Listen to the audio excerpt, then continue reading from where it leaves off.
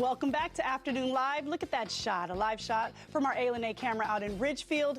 You know, one of the toughest things to do for a new mom after childbirth is getting back in touch with their sexuality. Here with advice on how to reconnect and basically get your groove back, we welcome back couples and sex therapist Megan Meganson is with us. Megan, you always bring such great topics to talk about, and this one is really serious. And yes, let's just jump in. What are some of the physical and emotional changes that impact our sexuality during that time? Yes, well, right after Mother's Day, I thought this was a great time to talk specifically to new moms about how to regain access to their sexuality after the baby comes. Yeah. Our society as a whole is getting much better at educating new moms about changes like exhaustion, postpartum depression, anxiety, relationship changes, but we're still really terrible at educating new moms about what's going to happen to their sexuality as they're adjusting to their postpartum bodies and adjusting to life as a mom. So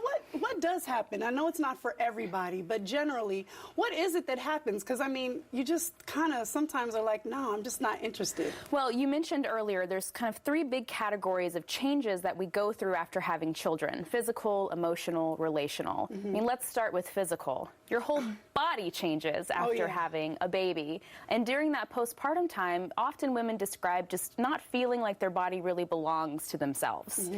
They're still sore, there might be discomfort, you have a baby on you all the time. Right.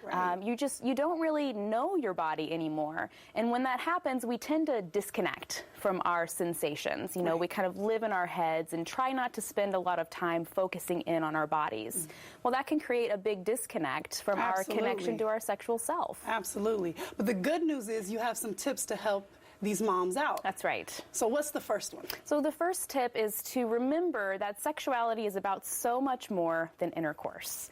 And I think a lot of new moms fall into the trap of thinking that they have to jump back into the saddle, so to speak, really quickly after giving birth. Right. And what I want to remind new moms is that your body just went through an incredible traumatic experience, and you need to give yourself time to heal and to ease back into being a sexual person again. So the first thing that I would recommend you do is to connect to your body through the five senses, not in a sexual way at all. So just spend some time noticing nice smells that are around you, or maybe if you're holding your baby and he's falling asleep, take a moment to notice the weight of his body on your chest, the warmth. Notice how your breathing slows down. When we really tune in to what we are experiencing and feeling in our bodies, it's a great way to begin to tap back into our sexual selves. Wow. Okay, I hadn't thought about that one. That's a good one. Yeah. What about trying to get back to the basics with your partner? Yeah, this is such a great conversation. When you and your partner become new parents, everything changes. And a lot of couples in the postpartum period expect things to go back to normal. They expect their sexual relationship to look the same way it did before the baby was in your life. Right. Well, let go of that, because it's not going to happen. Okay. It's not going to happen. So what I really encourage couples to do is to practice very open communication about how they're feeling and what they're needing from each other to be connected in the relationship.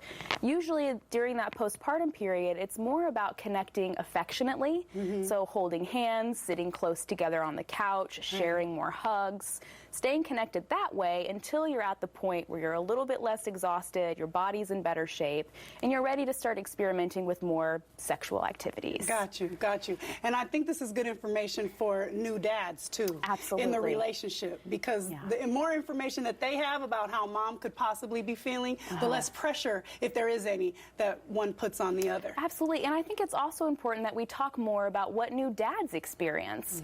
There definitely are those dads who are like, hey, can we start having sex yesterday?